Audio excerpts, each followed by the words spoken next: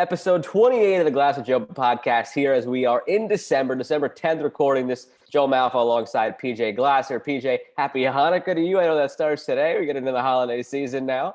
Yeah, thank you. I'm excited. 8 days, but as my parents told me, you're getting older, so no more presents every 8 days. I'm like, I can understand that. No more Adam Sandler's a what is it? Hanukkah song. 8 crazy nights. Exactly. You get gifts on 8 days. No more of that. You're too old for that now. Yeah, too old for that. Great song. My buddy texted me this morning wishing me a happy Hanukkah, and I was like, is that today? I honestly, with COVID going on, you lose track, but yeah, absolutely, it is indeed Hanukkah. All right, well, there's no real easy segue here from Hanukkah talk to NBA talk, but I guess Hanukkah is coinciding with the start of the NBA preseason. I guess that's our segue. But the NBA preseason starts tomorrow, and we'll get into more of our season outlook, which is crazy to say, like season outlook for the NBA. I feel like we just did that in July with the bubble outlook when that was going to start, but. We got our season outlook for the NBA next week, but today we just wanted to kind of hit on the big story, which is James Harden out partying everywhere in the country where he shouldn't be right now. Finally gets to Houston, has to pass a week straight of negative COVID tests before he could join the team, pretty much demonstrating he doesn't want to be there. And Shams came out today and said his list is 4 teams for possible trade destinations: the Bucks, the Heat, the Sixers, and the Nets. And PJ, which of those 4? Let's assume he's going to get traded. I think where there's smoke, there's fire. He doesn't want to be there. No. Period. Yeah. Which of those 4 do you think is the most likely? Which of those 4 do you most want to see him in? Because those could be 2 different answers. Yeah, look, all of those teams in their own right are interesting. The Bucks, him and Giannis that'd be something. That kind of pick and roll between the 2 of those guys. He does have some beef with Giannis. The 2 of them have been going at it for a couple of years. I don't know if there are 2 better guys who can get into the paint other than LeBron. They can get in there whenever they want. They'd be deadly. They'd be deadly because when Harden's got the ball, you got to guard against a drive, but he could also just pull up from 35 feet. And with Giannis, he doesn't really have that jumper yet, but you just can't stop him. But if you send Giannis into the paint and collapse 3 defenders on him, and he's kicking it out to James Harden instead of Chris Middleton, that's a big difference. That is game changer for the Bucks. Philly, obviously Daryl Morey's there now, so that's interesting. But him and Ben Simmons, how will that work? Because Simmons is such a playmaker like Harden is, but obviously Simmons can't shoot a perimeter shot. So do you let Simmons work off the ball and put Harden and Embiid in the pick and roll? Do you let Ben create and set up James and Harden becomes more of a spot up shooter? I just don't see how he fits in Philly with Simmons. Miami, honestly, if I'm Miami, I wouldn't touch it. You have such a good thing going on. Agreed. Jimmy 100%. Butler coming there. They're one of the most selfless teams in the NBA.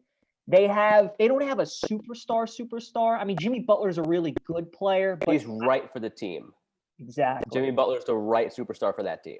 So if I was Miami, I wouldn't touch it. And then the Nets, yeah, you can have Durant, Kyrie, and Harden. But again, there's one basketball. Yeah. And those 3 guys, Russ Harden and KD made it work, but they were all so young. And that only worked back then because Harden was a kid and a 6th man. When Harden being Harden, I don't know if that would have worked back then in OKC. Yeah.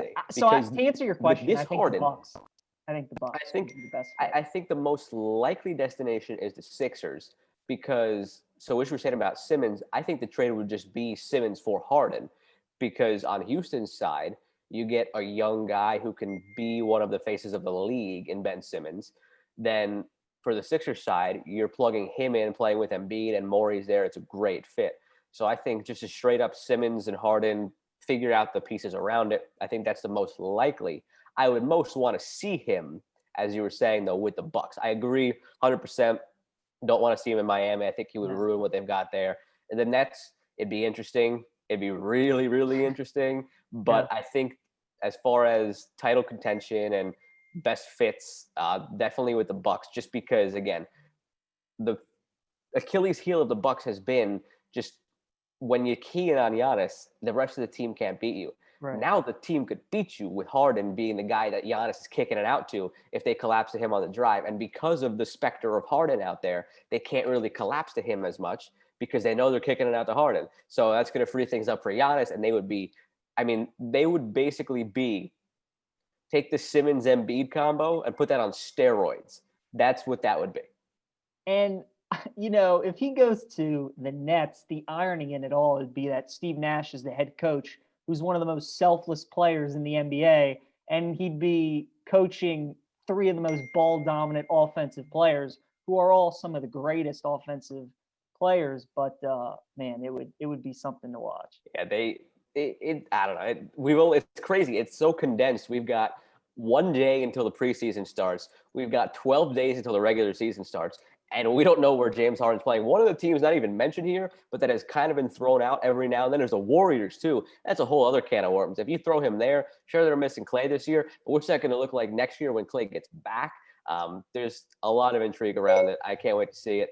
Now, we got to also start talking a little bit more about college basketball. We kind of punted on it last week because it was too early. We didn't get what we wanted to see, which was the Baylor and Gonzaga game. Unfortunately, they both had COVID issues. It wasn't just one of them. They both had it in their team before the game. But we're starting to kind of see now, week into it, who is legit, who is not. I think we know that Duke is not legit this year. And Dan Dockich said it kind of jokingly. You almost get the sense that Coach K is going to have some back issues or something cramping up soon because he doesn't want to hurt his coaching record, because they look like they're going to be in for a long year. Duke. Illinois looked very impressive beating them. Michigan State looked pretty impressive beating them, but the Michigan State got tested. Very, very tough challenge against Detroit, which that came out of nowhere. So all of the teams near the top, some of them have had issues. Again, we haven't seen Baylor or Gonzaga be tested. Iowa blew the doors off of UNC. Iowa looks really legit with Wieskamp and Garza. It's the year people are starting to say it a lot more. I saw Jay Billis say it. I saw Rothstein say it.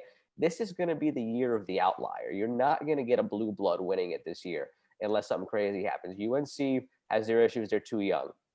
Kentucky hasn't figured it out yet. Cal usually figures it out as the season goes on, though. Coach K doesn't seem to have the repertoire that he needs this year. Villanova's solid, and I think Villanova, we could officially say, is a blue blood the way they've been winning.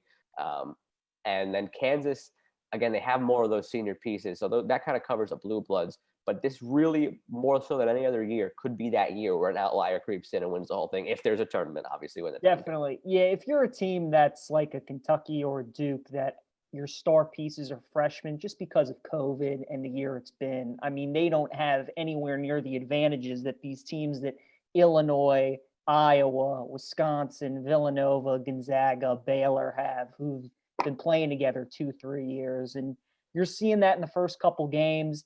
And again, Gonzaga now is on a 2-week hiatus. So we're going to have to wait and see them play probably next week or the week after that. But yeah, Iowa looks good. The Big Ten, the big three that we thought to start the year, Michigan State as well, maybe making that big four to go along with Illinois, Iowa, Wisconsin. They're living up to the hype so far. Baylor, we talked about them last week in their defense, how good they are. They first forced 35 turnovers yesterday against Stephen F. Austin. But again, Gonzaga, I know we only got to see him for those couple games. But Jalen Suggs seems like finally the missing piece for Mark Few. He's had some great players, Adam Morrison, Rui Hachimura. I mean, he's had some. Adam Morrison. But I mean, Morrison, you saw what he did in the NBA. Like Suggs, you can tell if he stays healthy, will be a star in the NBA. I mean, so he's finally got an NBA guy to go along with all his great players that he always develops down there at Gonzaga. So to me, they're going to be the team to beat. Roy Williams, the other day after they played Iowa, though, he said that Luka Garza is the real deal. He said he's the closest thing he's seen to Tyler Hansborough. So when Roy says that, then I listen. When you have a piece like that in the middle to go along with the shooting that Iowa does, again, it's Fran McCaffrey, though, and he's maybe the 7th or 8th best coach in the Big Ten. And we know when it comes to March how much coaching matters. So I mean, he could really be the detriment to that team, but they're so skilled. Illinois for me though, Joe. I mean, DeSomo and Coffee Coburn are great, and they got some good pieces to go along with. But again, we saw them go up against Baylor and just get manhandled in the second half. So that just shows really, and this goes to what I said last week. Yes, it could be that year of the outlier and non-blue blood, and who knows what happens when we get to March. I mean, that was the one thing we missed last year, was that random Ivy League team pulls off the upset against this blue, whatever the case may be. And Middle Tennessee State beating Michigan State that year, which screwed my bracket because I had Michigan State winning it all. We missed that. But this year, in that year of the outlier, I don't even think there's a real threat when you get down to it to Gonzaga or Baylor. For, again, what we've seen so far, kind of projecting it out over the course of the year. Again, want to reiterate, come March, anybody can lose to anybody. Yeah. But Gonzaga and Baylor consistently are going to be flip-flopping 1 and 2 all year. Iowa can touch them. I think we won't really get to see maybe ever, or we don't know if they'll ever match up. But we saw Illinois go up against Baylor and just get completely dominated in the second half. I think that shows just how big the gap is between Gonzaga, Baylor, and then the rest of the top 5. Those two teams, if you haven't seen them, you should. They are absolutely stellar. I hope that game gets rescheduled between the two of them at some point this year.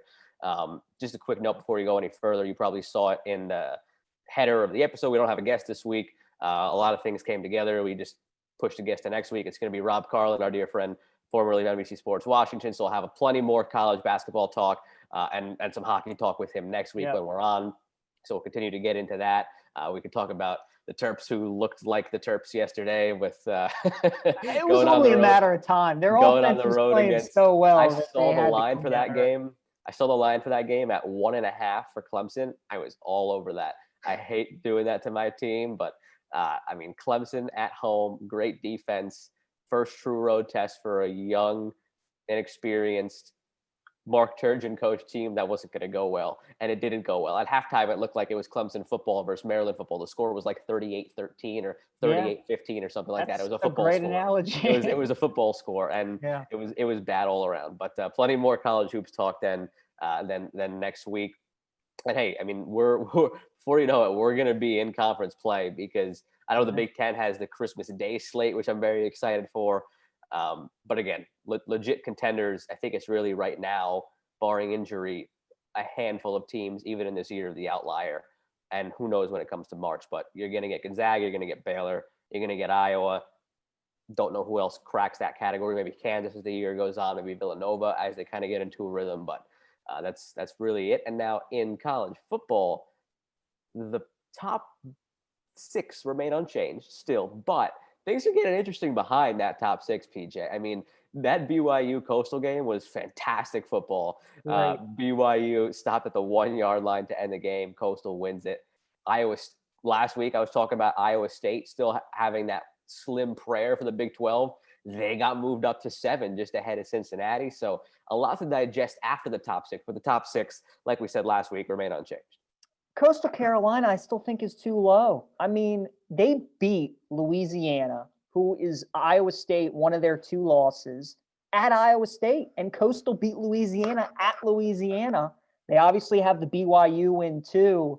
I feel like they should be higher. But yeah, the Big 12, all of a sudden, I mean, it becomes interesting because if Bama beats Florida, then Florida's out. Texas A&M, obviously, they play Tennessee next week, but then they won't be in the SEC title game. And then if Clemson loses to Notre Dame, that'll open up a spot.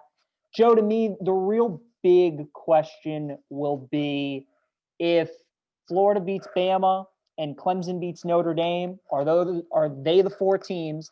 And then if Bama beats Florida and Notre Dame beats Clemson, who is the 4th team along with Ohio State? Is it A&M? Is it Cincinnati? Or is it the Big 12 winner? I'm personally rooting for the chaos scenario of Bama beating Florida, eliminate Florida. Notre Dame beat Clemson, eliminate Clemson. Northwestern beat Ohio State. That's where things get interesting. Yes, if Northwestern beats Ohio State, that would. That's where things get interesting because now Northwestern somewhat enters the conversation because they're a one-loss Big Ten champ. Texas A&M's there with one loss. Florida's gone. Florida's gone. They got 2 losses in this scenario. Yeah. So you're just going down the line, right? If Ohio State loses, 1 loss, non-conference champ, not much of a schedule, they're gone. Correct. A&M, a Clemson 2-loss non-conference champ, they should be gone. I could see the committee pulling something and trying to put Trevor Lawrence in. They're out. I would hope they're out. I would hope they're gone. So 3's gone, 4's gone, 5 is Texas A&M. They're slotting up to 3. Florida's gone. They lost to Bama. That brings you to 7, where Iowa State would be a 2-loss Big 12 champ. Or it brings you to 8, where Cincinnati is an undefeated champ of their conference, Group of 5 team. Who gets in with those 2? Don't know. Georgia still don't know how they're at 9. But then you've got this little lull here where it's like, all right, I'm not putting Miami in there. I'm not putting Oklahoma in there unless they also maybe win the Big 12 championship. You got Iowa State probably against Oklahoma. So real quick, so that scenario, you said Iowa State would be in if Ohio State loses and all that. If Oklahoma wins, is Cincinnati in? Do they jump Cincinnati, Oklahoma? I think Cincinnati's in that situation just because, unless I'm misremembering, it's been a long couple months. Iowa State beat Oklahoma. They did. So Oklahoma would avenge one of their losses. Yeah. But for me, you got both of those teams, then I go with the undefeated Cincinnati. I think there's a method to the committee's madness when it comes to they don't just randomly decide to put Iowa State at 7 and Oklahoma at 11 with Cincinnati. Like, there's a reason. They're telling you that if Iowa State runs the table and if Cincinnati runs the table, nothing's changing from what they had. Iowa State's ahead of Cincy, period. If they both run the table, that's what the thing that I try to tell people all the time with the college football playoff rankings. In your mind, you got to think of it like this. If every team runs the table, the rankings should not change unless one team obliterates another and one team scrapes by. So if Iowa State runs the table and Cincy runs the table, Cincy's not jumping Iowa State. Yeah. If Oklahoma runs the table and Cincy runs the table, Oklahoma's not jumping Cincy. I think it's just as simple as that. So in that scenario, like you said, if Iowa State wins, Iowa State's in over Cincy, with obviously all those teams before them losing. And if Oklahoma wins, I think Cincy's in. Now, I 100% agree with you. There's no way Coastal should be 13th. I mean, come on. So they're 10. What does a Group of 5 team have to do? They're 10-0. They beat BYU. Like you said, they beat and 19th team in the committee's rankings. They beat 18. They beat 19, and that number 19 that they beat Iowa State, like you just said. So it doesn't make any sense to me, and it's part of the reason why I want an expansion to 8. Yeah. There's no reason not to do it. Absolutely none. It's so simple. We have this conversation every year. You take the 5 Power 5 conference winners as long as they have 1 loss or undefeated. If they have 2 losses, then you have to survey it, and it's not just an automatic bid. Then after that, you then just pick the next 4 best. So as it stands right now, for example, Bama, Notre Dame, Clemson, Ohio State, actually in a given year, a normal given year where Notre Dame's not in the ACC, obviously. Iowa State, 2 losses, you'd have to think about putting them in. Clemson, ACC champ with 1 loss, they're in. Bama, undefeated conference champ, they're in. Florida and A&M, they'd be in the mix for the at-large 5 through 8, but they wouldn't get one of those top 4 because they're not a conference. There's so many things you can do here with expanding it to 8 and giving the Group of 5 a spot in it. Like, it's so easy. I don't know why they don't do it. It's such a simple thing to do. So if Florida beats Bama and Clemson beats Notre Dame, do you think those will be the 4 teams and Ohio State gets left out? You get 2 SEC, 2 ACC. I don't think people will like it, but I think that's what you'll get. See, I agree with you, but then comes into the discussion, how do you rank the teams? Because if Florida beats Bama and Clemson beats Notre Dame, I think Clemson would be 1.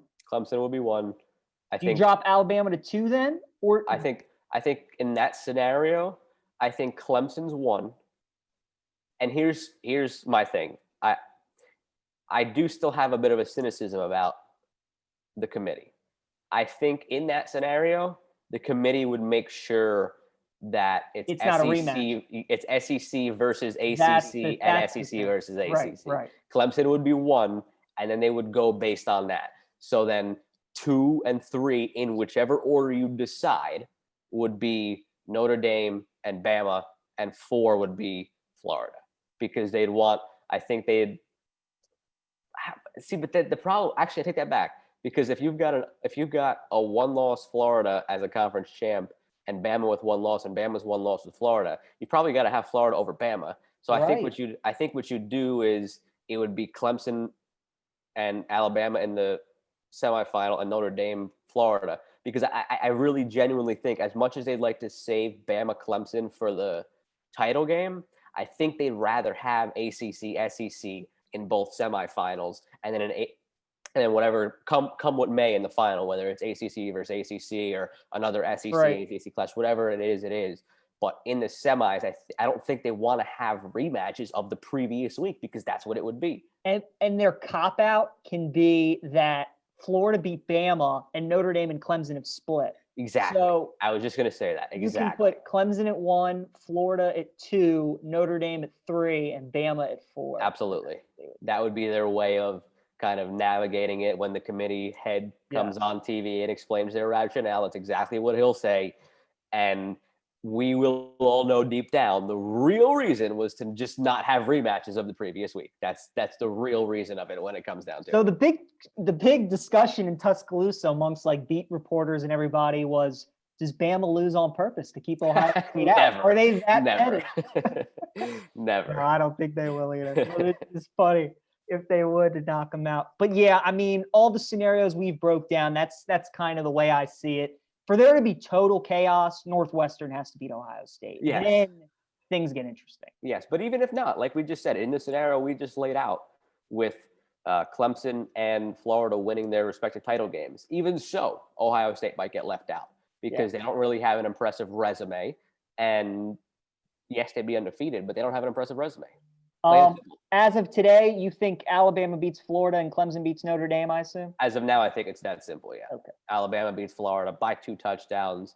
Clemson probably beats Notre Dame by 2 touchdowns. And all of these conversations are completely useless. And it's going to be as it normally is. It's going to be Alabama 1, Clemson 2, Ohio State 3, Notre Dame 4. And Bama's going to wax Notre Dame like they have in the past. Clemson and Ohio State's going to be a great game like it was last year, but Clemson's better. And then we're going to get Bama Clemson for the 17th time in the last 6 years. Pretty much. Yeah. Look, I'm excited for championship week for the first, because outside of the SEC championship game the past couple of years, it's been like, Ohio State's going to win. Oklahoma's going to win. Clemson's going to win. But I thought last year there was a chance Wisconsin did it against Ohio State. There was, and they were leading in the first half. They had a great game plan, but you just knew Ohio State was too talented. Of course. But this year, I mean, Notre Dame, everybody's going to pick Clemson. Everybody's going to think they're going to beat them. So because of that, I think Notre Dame can keep it close. Iowa State, Oklahoma, I think is going to be a real good game. Iowa State, the first time they played. They know they can beat them. So that'll be good. We get Coastal and Louisiana Lafayette again on that day. Yeah. That'll be a great game. And then Northwestern's defense is fantastic. And Ohio State's defense has some issues, so they can possess the ball. They can keep it close. So I think, championship Saturday could be real good. I was really hoping this week. We knew it was a long shot, but as soon as Ohio State's game against Michigan was officially canceled, the whole tremors started for calling for Ohio State and Texas A&M to play this week, because they both had an off week because their opponents got COVID. That would have been awesome. That would have been incredible. It would have been playing game. And I tweeted out too, if that would have happened, we would have had all 6 teams play each other over these next 2 weeks. And that's what better way to decide it all than that? I mean, you would have had in a year like this, especially, like, let them decide it on the field. I mean, come on. Coastal and BYU agreed on Wednesday to play on Saturday. You mean to tell me that, like, they couldn't figure something out with Ohio State and A&M? I mean, clearly the rules that they made at the beginning of the year don't mean anything, because they already changed them for Ohio State. They couldn't have changed the the rule for the Big Ten that there's no non-conference games. Like you just rewrote the rules anyway. Just rewrite them so that they could have played Texas A&M. It didn't make any sense to me. But Joe, NFL, we have one of the rare weeks in the NFL where all 3 primetime games are the games of the week. I mean, incredible. They're really. I love to see that. We get the Super Bowl rematch from a couple of years ago, Pats Rams tonight. We get Steelers Bills Sunday night, and then we get Ravens Browns on Monday night. A far cry from a few weeks ago when it was Jets Patriots on Monday night, and I think it was like, if I remember correctly, that week it was also a pretty crappy Thursday night game. It was like, what was the week with the Patriots? Continue with your thought. I'm gonna go look at the schedule for that week. I'm gonna pull it up. Yeah, I mean, the only other really good game that week is this week is Chiefs Dolphins. Could be a good game, but yeah, I mean, look, the best games are in prime time for sure. Best games are in prime time. The Steelers, I think, are the biggest question this week. We talked about it last week, just what a bad spot that was against Washington. That line closed at 5.5. You had a 4-7 football team on the road, an 11-0 team, and the 11-0 team was favored by 5.5. And the thing too, it's the spot. Before I continue with that, I pulled it up. It was week 9. It was the Packers against the San Francisco 49ers. That was the week where they had nobody. And then it was the Jets Patriots on Monday night. Like that was just a brutal week. So it's a far cry from week 9. Right. Awful. On that note, as far as back to what I was saying about Washington, it didn't surprise me. I picked Washington outright. Like, I don't think it's really an indictment on the Steelers not being as good as their record is, because I think they are as good as their record is. It was just more of the spot. Like they played a random Wednesday afternoon game against the Ravens. They have Sunday night against the Bills coming up. Yeah. And then sandwiched in there is a Monday mid-evening game against Washington. Sure. It was more the spot than anything else.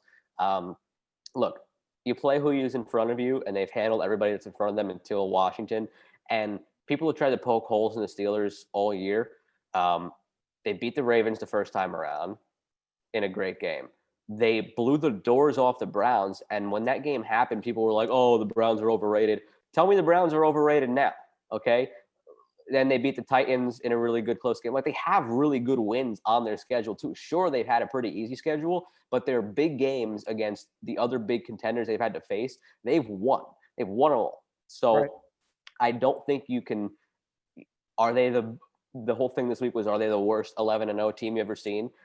Probably. I mean, off the top of my head, the most recent undefeated teams were truly dominant. Yeah.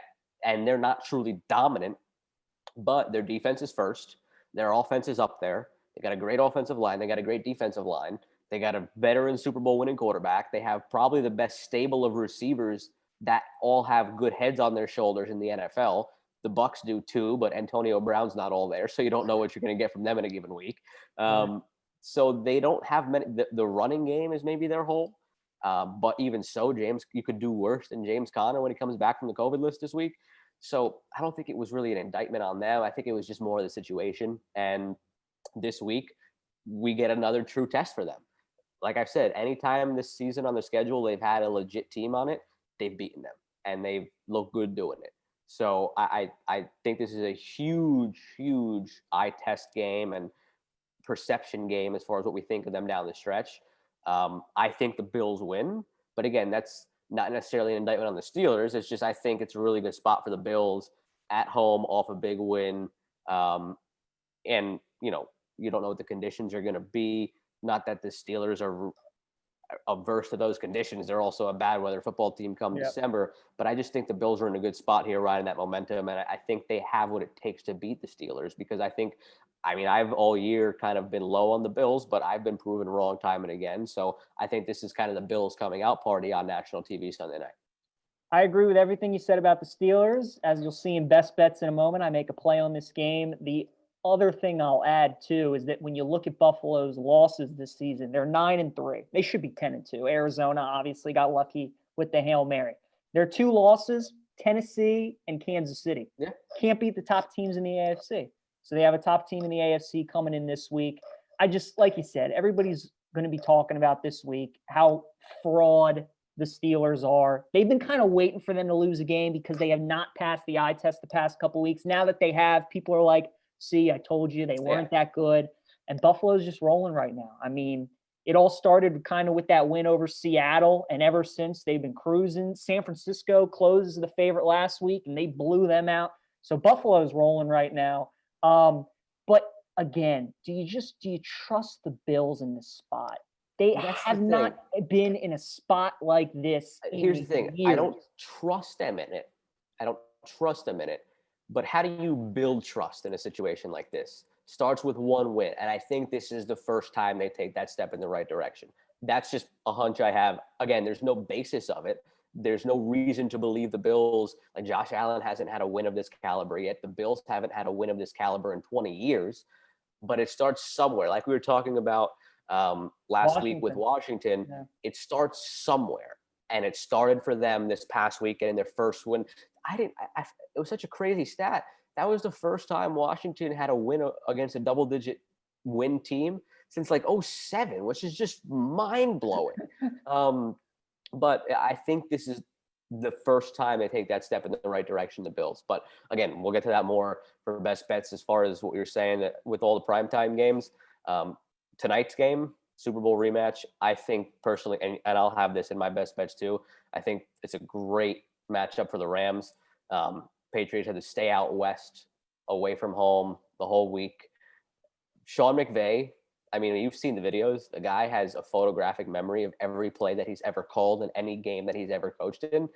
Do you not get the sense that that Super Bowl has probably replayed over and over and over in his mind daily since it happened? I do, but I think it's actually going to hurt him. I think the reason he struggles against Shanahan so much is because he looks at Shanahan and he's like, I see so much of that guy in me. We're young. We're but I think it's different with. I think there's a revenge aspect of this. And what have we said all year about the Patriots?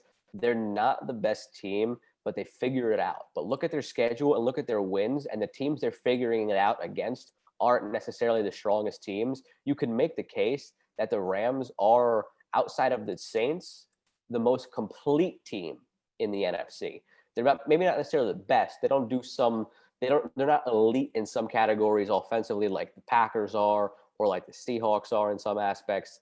But they're the most complete team. They got a top defense. They got a great secondary. They got a great D-line. Offensively, they can run the ball with their stable of guys with Akers, Henderson, Brown. They got a great set of receivers as well. Goff is looking more like what I think he actually will be for his career. I think the Super Bowl year was an aberration on the good end. I think last year was an aberration on the bad end. I think he settles somewhere in the middle in that kind of range of like a Phillip Rivers, Alex Smith type guy, like where he's not elite, he's not bad. You could win with him, and you probably will win with him at some point. I think that's where he is, and I think that's what they need. And again, just where they are as a complete team versus the Patriots, I think this is one of those games where everything kind of comes together in prime time for the Rams, and we'll see. And again, more on it in best bets. And then the last primetime game of the week, Monday night. I'll let you run with this one because this is up Joe, look, we've been talking about the Ravens' final stretch of the season, and they got Jacksonville coming up. They got the Giants coming up. They got the Bengals coming up. I told you I was almost more worried about Dallas last week than the Browns game this week because Dallas, which I thought was insane. Dallas had all that rest. They had all that rest coming up, and Andy Dalton's history against Baltimore, and just with the COVID guys, you just didn't know who would be available and if they were, how they would play. But Dallas's run defense is as bad as advertised. And the thing is, when you have a bad run defense and you haven't seen Lamar before, it's not a good combo.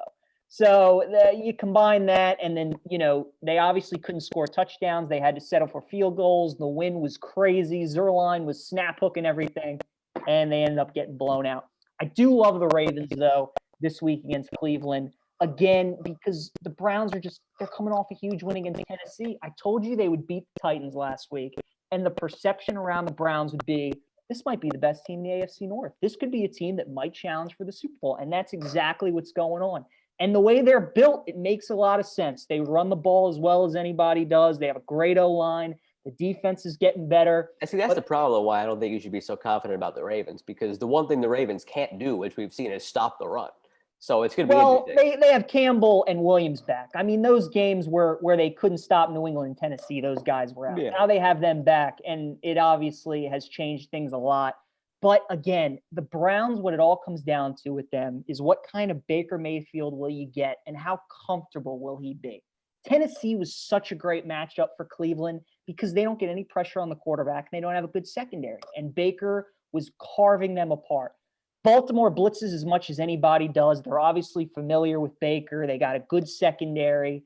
And I just, again, much like the Bills, when have the Browns played a game of this magnitude? The whole world will be watching them. They're having their first winning season since 2007. Everybody's talking about how good they are. I mean, the Ravens have been there before. They're playing for their season. People are saying if they don't win this game, they might miss out on the playoffs. True. It's so true. they're Look at the standings. It's true. It absolutely is true. So, I mean, the Ravens are going to be so desperate. Look, the Browns are absolutely going to play hard because they're getting a national television game. They just flexed their game next week against the Giants to Sunday night. So the Browns are getting a lot of love from the national media, as they should. They're playing well. But do you trust the Browns in this situation? Baker Mayfield against this Ravens team, December in Cleveland. It's not going to be pretty weather. Both teams have a great run game, but Baltimore's is obviously a little more sophisticated. I will say this, though, Lamar this year around, teams that are starting to face him more and more, he's obviously struggled against more and more. But I think that now they're getting guys back. Andrews is back this week. Judon's back this week. Willie Snead's back this week. I like the Ravens this week. I think they win. I can see why somebody would like Cleveland. But it's a combination of I just don't trust the Browns because coming off that big win, they've really never been in a spot like this, and I think it's a bad matchup for Baker. Well, like we said, we've got plenty of enjoyment to derive from the primetime games this week. I don't think we've had a week like this season. Last year, even, I feel like last year every game was a laughingstock on Monday nights for the most part. So I'm going to sit back and enjoy it for sure. It's prime time. They'll be excellent. Yep. And do you see a surprise this week on the schedule, like last week with the Giants on the road, backup quarterback against the Seahawks? It's a good question. Let me tell you, I told you this last week. I know you're taking the Seahawks in Survivor Pool. Joe, if Seattle's off your board like it is for me, it is slim pickings this week. I feel like, a couple people will take Dallas at Cincinnati, but do you really trust Dallas? I feel like some people will take Carolina at home against Denver. They might take San Francisco. Tennessee, Jacksonville, but Tennessee's another team that's maybe not on some people's boards. And do you really want to pick the road team in a divisional matchup the way Jacksonville has played the last 2 weeks? They lost by a 2-point conversion miss to the Browns. And then this week they made that 2-point conversion to send the Vikings to overtime. So I'm not touching that game. And they played the Packers really close too. So they've been playing better. People have used the Saints already. People have used the Packers. So those are gone. Atlanta against the Chargers might be a good bet, but I don't know. The Chargers, they're a funny team. And getting blown out last week, you just don't know. So it's tough. I will say right now, looking at spreads, the underdog I love to win most on the money line that we haven't talked about would probably be Vegas against the Colts. I think after that Jets game, people are definitely viewing Vegas a lot differently. They're like, oh, Vegas, they get blown out by Atlanta. They should have lost to the Two Jets. opposite ends they're of the not spectrum. Good, but they're a good home team. It's such a weird 3 weeks for them. They almost beat the Chiefs for the second time this season. Yeah. They got the doors blown off by the Falcons, and then they just barely beat the Jets. So I don't know the answer to the question of what Vegas is. I don't either. And again, the Colts, they got blown out by Tennessee. They are Houston fumbled at the 2-yard line when they were going ready to win that game. So at this perception of Indy that they're a good, solid team. I mean, they're a good team, but I just think the Raiders at home, I like them in that upset. So if you're looking for an underdog on the money line, along from Pittsburgh, for me, it would probably be the Raiders. All right, well, let's get into it. Best bets. Yeah. PJ, we both had 4-1 weeks. We're still both tied at 33 and 34. So we are. Man, I had a freaking phenomenal week in the NFL last week. I don't love the board as much this week. We both don't have any college games this week. Joe, first time I think in maybe None. forever. All 5 NFL. First time I think in forever, I looked at a college slate and I'm like, I don't like anything. Like, nothing is standing out. So my number 5 game, I like Arizona -2 against the Giants. New York, they won 4 in a row. They had that great win on the road in Seattle. And now everybody's talking about how great they are. Joe Judge, coach of the year, this and that. And Arizona's struggling. They're fading. People thought highly of this team. They've had a tough schedule. They had to play the Rams. They had to play the Bills. They had to play the Patriots. This is a must win for Arizona. They get Larry Fitzgerald back this week. I worry about taking dome teams outside in the month of December, especially a team like Arizona that is spreads you out, up tempo, air raid, and how good the Giants defense has been playing. But Arizona's been running the ball. I mean, Kenyon Drake is 4th in the NFL in rushing yards. The key will be how healthy is Kyler Murray. If he's running the ball and the Giants defense has to pick him as a runner, that'll be huge. But I like Arizona in the bounce back, coming off a home loss, combine that with Giants riding high off that big win. I think they take a step back, and I like the Cardinals on the road. I do think the Giants actually win that game. I think just two teams in opposite directions, and for the reasons you said outside December, I actually do like the Giants in that game, and I've got a lot of Giants fan friends, and I don't like that they're making this run to the playoffs, but they are, and I actually do like the Giants this week. Not in one of my best bets. My number 5 pick this week. I didn't love picking a game of this magnitude last week when it was the Bears and the Lions. Now, as far as the records, it's a similar game this week, but it's just a totally different perception around the game. Same spread too. Niners home 2.5 against the Washington football team. So again, like I said last week, same fixings, I guess, if you want to say, as the Detroit game last week, where two teams around or just below 500, 2.5 point spread. It didn't work out for me last week. 10-point lead in the fourth quarter for the Bears was blown against the Lions, but could not be more different. The Niners are actually like a really solid team who was looked at as a wild card contender and probably could have. They were looked at as they were the favorite last week against the Bills. Washington just came off that win against the Steelers. They're tied for the division lead, so same kind of measurables, but totally different perception. Look, you got Kyle Shanahan against Washington. That's just screams, I want to beat the crap out of them. And I don't think they'll beat the crap out of them, but I do think they'll win this game. Probably low scoring, probably something in the neighborhood of 24-20, 24-17, something like that. But I do like the Niners -2.5. Yeah, I like San Fran too this week. My number 4, we talked about a little bit, the Thursday night game. I like New England +5. For you don't like the fact that New England's staying out on the West Coast. But for me, I just think of Belichick and playing in the same stadium 2 weeks in a row, and he'll find some interesting quirk or something to use to his advantage. And you talk about revenge games. I talked about it with the Ravens-Titans game a couple weeks ago. I love betting against teams that are looking for the revenge. The Rams obviously want revenge from that Super Bowl loss. But New England, the way they're playing right now, that defense, Jared Goff against a good defensive head coach, I don't trust New England. I think they'll run the ball, keep it close. The Rams could win, but I think it'll be a 3 or 4 point game. I like New England +5. All right, I will go this one. I mean, yes, the Eagles had to bench Carson Wentz.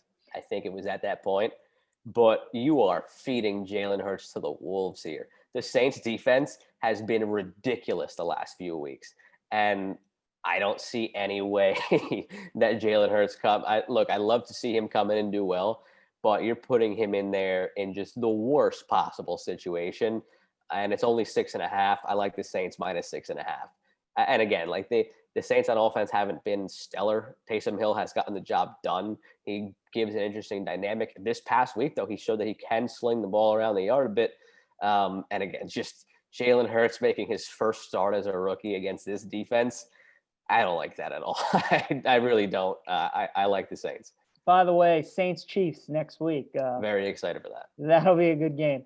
My number 3, just talked about it a while ago, so I won't go over it again. Baltimore -1 against Cleveland. I just, I don't like betting on my team, but when I just have a good feeling about them, I pull the trigger and I like them -1 this weekend. And again, I won't talk about this one much because I mentioned it before, and it's nice to have opposing games. So maybe we'd have different records this week. I got the Rams -5 against New England. Just I again, like you said, the revenge spot doesn't always work out. When it comes to a guy like Sean McVay, I'm going to side with it. I think that he has something totally great cooked up tonight. Again, this Patriots team, there's the aura around it. Oh, it's Belichick and the Patriots. Oh, it's Belichick and the Patriots. It's not. It's not. It's just not the same team. I mean, they're scraping by and getting lucky. It's better to be lucky than good. Like that game against the Cardinals, that absolutely was not a penalty. Like when the guy hit Cam Newton, that changed the whole thing. They're Right. only in that position to kick the game winner because on the other end, the Cardinals missed, I think it was a 43-yarder. So they're getting a lot of bounces go their way. The Rams, again, probably outside of the Saints, the most complete team in the NFC. Give me them -5. One more thing I'll add about the Rams Patriots game, which I always look at this time of the year, is how teams are doing against those other divisions. So the Rams this season, they got blown out by Miami. They barely lost to Buffalo, but they were getting killed in the first half. Now they should have won the game, but they were getting killed, and then they haven't played the Jets yet. You look at Buffalo last week, why I like them against San Francisco. They should have beaten Arizona. They beat Seattle. And they beat the Rams. So that's another thing with the Rams is I just think right now, Flores, the way that Flores played Goff and the way he looked, and obviously Flores being a disciple against from Belichick, that just worries me in this matchup against. Before you get to your next pick, I forgot that I did have the stats here on the Saints defense that I wanted to throw out there as far as against. All right. So over the last 5 games, all right, this is what they are feeding Jalen Hurts to this week. The Saints defense, and again, it's a little bit skewed because they played against a quarterbackless Broncos team, but the numbers have been the same in the other games too. 57 total drives against their defense. 25 of the 57 have been 3 and out. They've only allowed 2 touchdowns. They've forced 13 turnovers. They have 17 sacks. They only are allowing 4.2 yards per play and a QBR of 20. And a stretch of 42 drives, 14 quarters without allowing a touchdown. That's from Fieldy Yates. He put it out there on Twitter the other day. That's the Saints over their last 5 games. So sure, it's skewed a little bit because one of those 5 was that quarterbackless Broncos game. But over the last 5, those are the numbers. That's insane. That is what Jalen Hurts is up against this week in his first career NFL start. And you're telling me that the Saints are 6.5. Give me the touchdowns. I think when the Giants and Washington both won and the Eagles are looking at the way Carson Wentz is playing and they're looking at their upcoming schedule, they're like, we can get a top 5 draft pick. Like, let's see what we got in Hurts over this next month. But, I mean, we're not winning the division. Let's get a top 5 pick, see what we got in Hurts, and let's ride. So I do like New Orleans as well. My number 2, again, I just talked about it as my best upset, Vegas +3 against Indy. I just like Vegas at home, coming off that Jets game. I told you, Joe, the Jets could give them a game. Greg Williams, though, with an absolute wonderful tank job on the part of the Jets. But, yeah, Vegas is a good home team. Get Josh Jacobs back. And that defense, sneaky, gets some good pressure with Max Crosby. And we know when Phillip Rivers has pressure in his face, he does not do well. So I like Vegas +3 at home. PJ, I think I went back to check. I think that is only the second game this year for the Jets that I got wrong against the spread. That is only the second Jets game. Oh, sorry, third Jets game this year that I got wrong against the spread. I'm 9-3 against the spread in Jets games this year. Wow. I love the Jets last week. More on that in a second. My number 2 pick is the Buccaneers -6.5 home against the Vikings. I'm taking all favorites this week. I don't like doing that, but I'm going to do it. You'll see with my number 1 pick as well. They're coming off of the bye. I think having the bye this late in the season for Tom Brady at his age is huge. I think where they were coming off of a couple of losses, looking out of sorts on offense, I think it came at a great time for the Bucs. They've struggled against good defenses this year. They have annihilated the bad defense. It's kind of like last year when we were talking about with the Ravens and even into this year, one of their calling cards has always been not faltering against the bad teams. they're splitting the games that are 50-50. They're blowing out the bad teams. The Bucs this year have blown out the bad teams, and the Vikings have a very bad defense. And it's 6.5. Brady off of a bye. I think they get back on track. They win this game, something in the neighborhood of like 38-23. I think it's not even going to be close. My number one, Pittsburgh, +2.5 against Buffalo. Love the Steelers this week. I know the Steelers about as well as I know the Ravens, and I know when they'll play well and when they won't. And I just know Mike Tomlin and that organization and Ben and that team. And this is a game that they get up for. They want to win.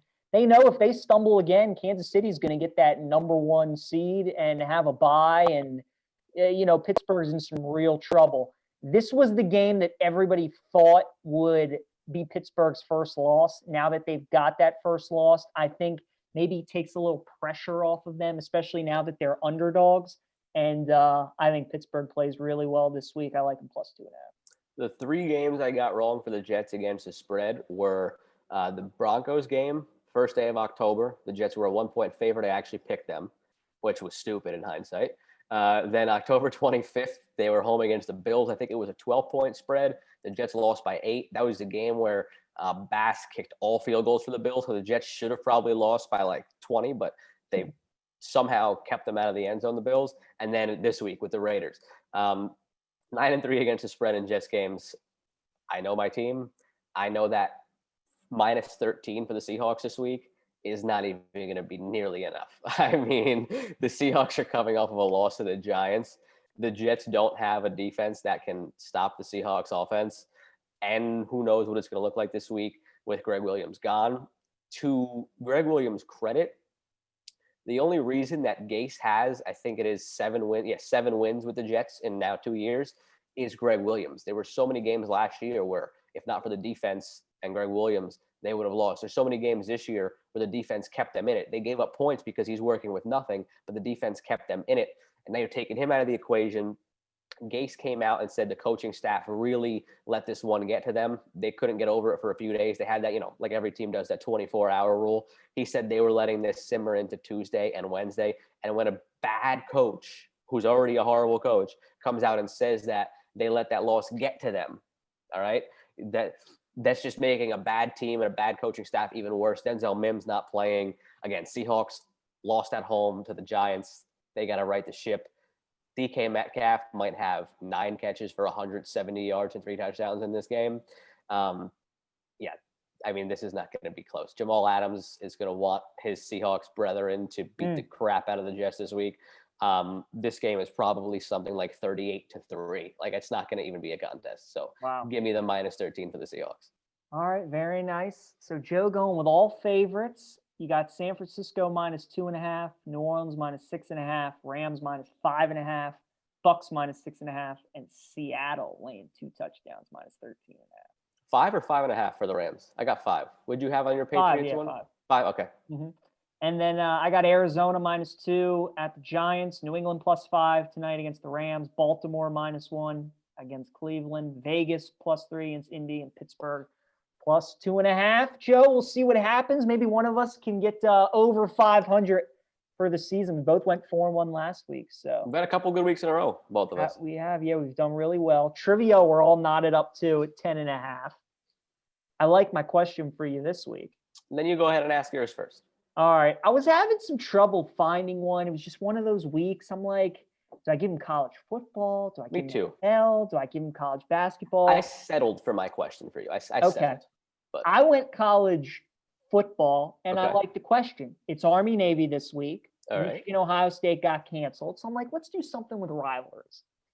So Joe Malfa, can you tell me what the 3 longest played Power 5 rivalries in college football are? I'll help you out.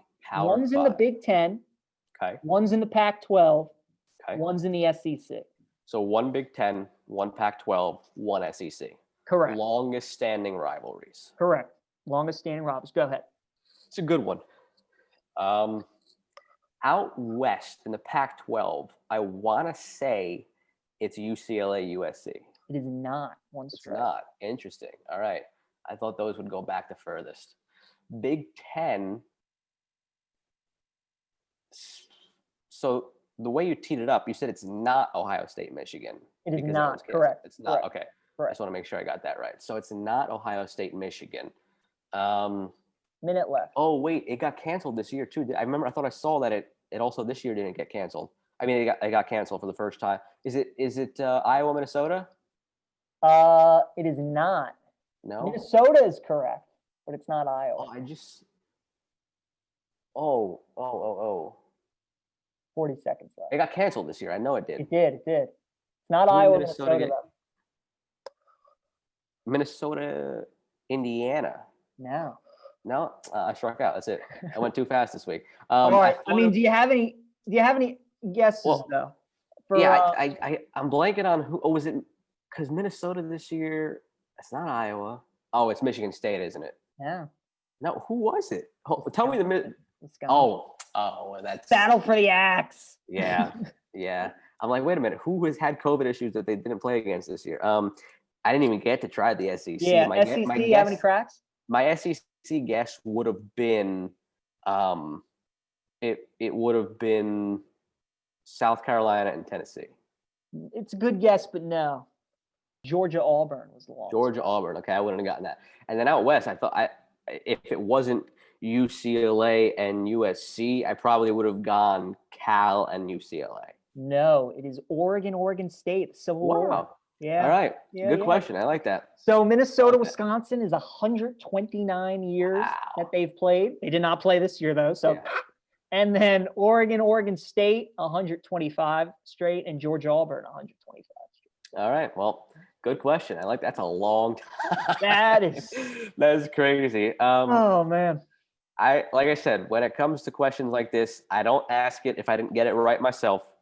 I don't think that's fair. It crossed my mind when I was watching Alex Smith the other day. He's got comeback player of the year locked up. So before I researched it, I tried to go through the last 5 years of comeback players of the year. I got 4 of them. Okay. So I want you to give me 3 of the last 5 comeback players of the year.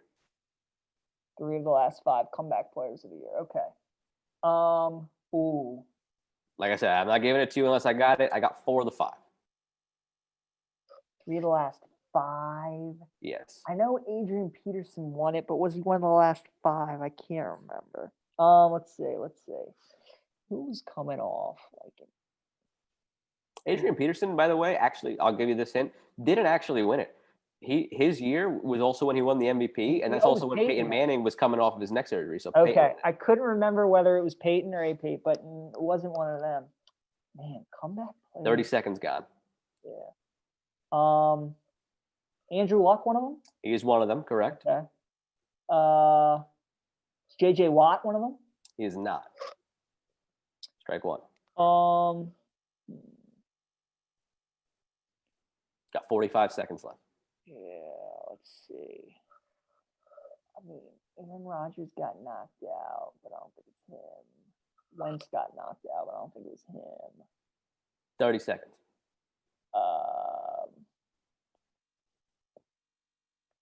Thomas Davis. Thomas Davis is not it. 2 strikes. Ooh, 15 seconds.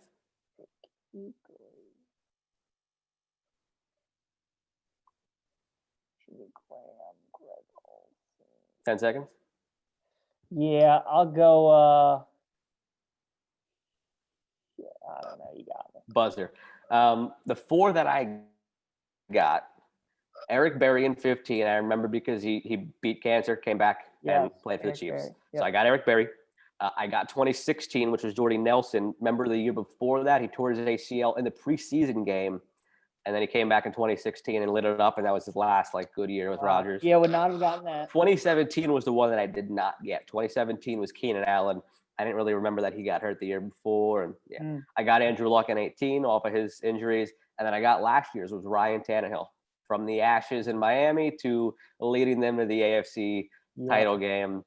It was Ryan Tannehill. So I got the 4 I got were Berry, Nelson, Luck, and Tannehill.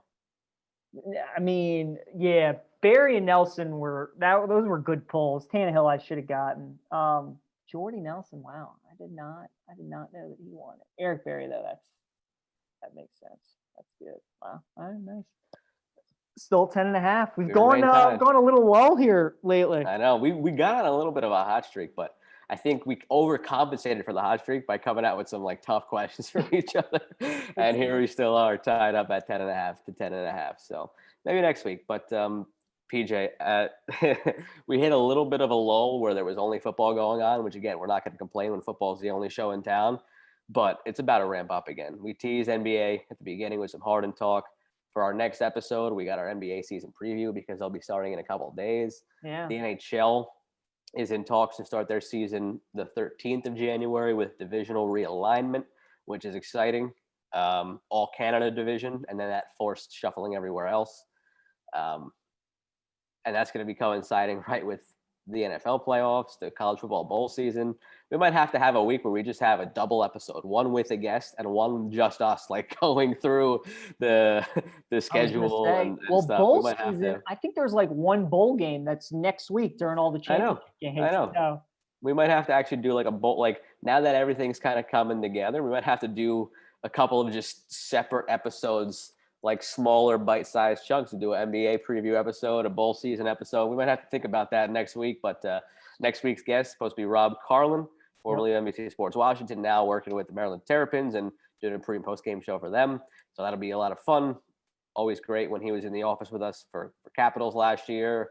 One of the best guys that we've gotten to work with. Pro. I mean, loves his Terps, so it'll be good to talk to him. Do you think they cover this week against Rutgers? It's 7.5, PJ. I don't like hooks. This is a big game in the Malfa family. You and your brother. It is. My brother's there, yeah. Yeah, I think Maryland wins, but I don't think Maryland covers. And then actually in a couple of weeks, they play in basketball too. So we got a couple of divided household over the next couple of weeks. Yeah, Rutgers looks good in hoops, man. They do. They really do. Peichel and Schiano. They've got something going on the banks over there. They got a little something going at the State University in New Jersey. It's going well. Yeah. All right. Well, PJ, light that menorah tonight. Enjoy it. Yeah, you too. Big game for us in the pick'ems because you got the Rams and I got the Pats, so we'll know who's leading right off the bat. Did you say you too? I'm not Jewish, PJ. Do you think I was Jewish? I didn't know you said Happy Hanukkah. I said enjoy the game tonight. My headphones are not. Next time, I'm just gonna have to do the Zoom man, okay. Without I was like, wait a minute. I was questioning myself a second. I was like, did I ever tell PJ that I was Jewish or something? I've barely been able to hear you the entire episode, so I'm glad that I've been able to go along this far. That explains it. All right. Well, on that note, on to next week. PJ, enjoy your weekend of plenty of football. Back for episode 29 next week. Have a great weekend, everybody. Stay safe. And enjoy the football, college basketball, whatever you want. It's all on now.